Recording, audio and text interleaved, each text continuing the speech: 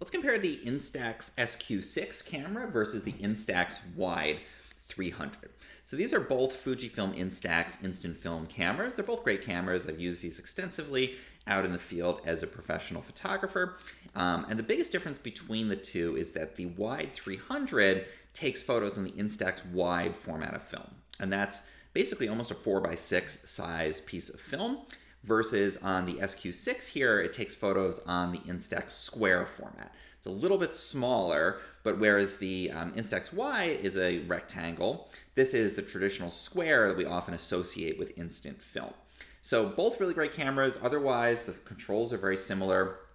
We can lighten and darken. We can turn the flash on and off. So basic controls. We can adjust for a macro type of close-in setting versus an infinite setting for taking landscapes and that kind of thing. Almost identical controls on these two cameras.